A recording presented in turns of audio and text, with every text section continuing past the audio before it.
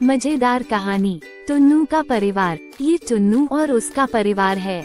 सब एक साथ प्यार से रहते हैं, पूरा परिवार। एक दिन टुन्नू पतंग उड़ा रहा था। अचानक, अरे नहीं, डोर टूट गई। टुन्नू के पास एक ही पतंग थी, वह उसे खो नहीं सकता था।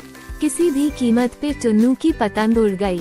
टुन्नू पतंग के पीछे दौड़ता है। पिताजी ने देखा, सोचा कहीं बच्चे को चोट न लग जाए, इसलिए पिताजी टुन्नू के पीछे दौड़ते हैं।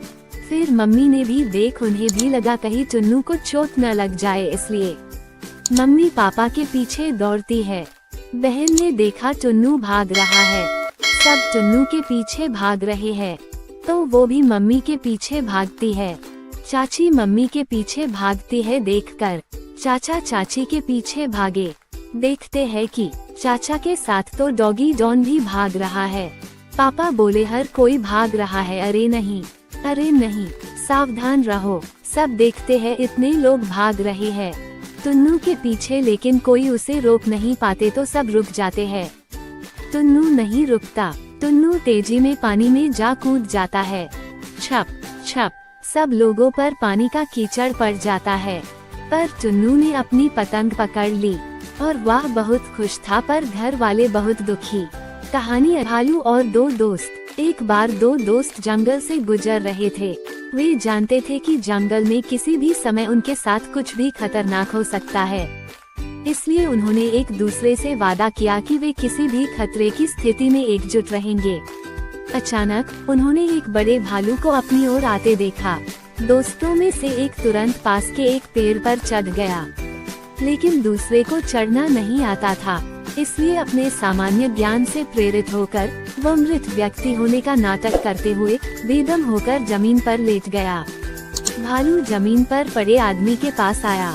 इसकी गंध उसके कानों में पड़ी और वह धीरे धीरे वहां से चला गया, क्योंकि भालू मरे हुए प्राणियों को नहीं छूते।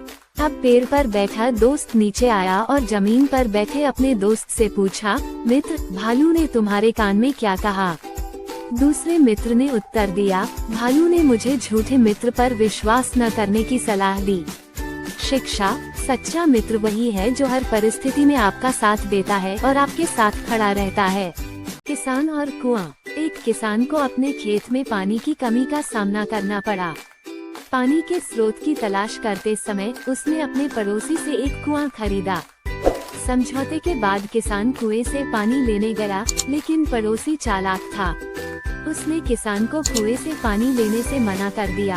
कारण पूछने पर पड़ोसी ने उत्तर दिया, मैंने तुम्हें कुआं बेचा है, पानी नहीं, और चला गया।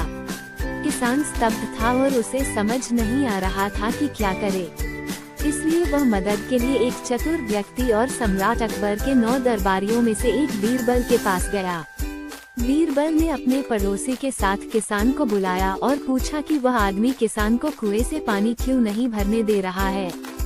धूर्त पड़ोसी ने फिर वही बात कही, मैंने कुआं बेचा है, पानी नहीं, इसलिए वह मेरा पानी नहीं ले सकता। इस पर बीरबल ने उत्तर दिया, मैं आपकी बात पूरी तरह समझता हूँ, लेकिन यदि आपने पानी बेच दिया है और पानी आपका है, तो आपको अपना पानी उसके कुएं में रखने का कोई औचित्य नहीं है। अपना पानी निकाल लें या तुरंत इसका पूरा उपयोग कर लें, यदि नहीं तो पानी उस किसान का होगा जो कुएं का मालिक है। पड़ोसी को अपनी गलती का एहसास हुआ और वह दोनों से माफी मांगकर चला गया। नैतिक, धोखाधड़ी से आपको कुछ नहीं। लोमड़ी और चालाक बगुला। एक बार एक लोमड़ी और एक बगुला दोस्त बन गए, तो लोमड़ी ने सारस को खाने पर आमंत्रित किया। बगुले ने निमंत्रण स्वीकार कर लिया और सूर्यास्त के समय लोमड़ी के स्थान पर पहुंच गया। लोमड़ी ने अपने साथी के लिए सूप बनाया था, लेकिन जैसा कि हम सभी जानते हैं कि लोमड़ियां स्वभाव से चालाक होती हैं, उन्होंने सूप को चपटे बर्तन में परोसा। अतः उसने स्वयं बगुले के हिस्से को अपनी जीभ से चाटा और उसका खूब स्वाद लिया, लेकिन बगुला अपनी लंबी चोंच के कारण इसका बिल्कुल भी आनंद नहीं ले सका और उसे भूखा ही घर वापस लौटना पड़ा। चतुर लोमड़ी को बहुत खुशी हुई। कुछ दिनों के बाद बगुला ने लोमड़ी को अपने साथ भोजन करने के लिए आमंत्रित किया। लोमड़ी समय से पहले ही अपने स्थान पर पहुंच गई। हंस ने उसका गर्मजोशी से स्वागत किया और एक लंबी और संकीर्ण गर्दन वाले जग में सूप परोसा।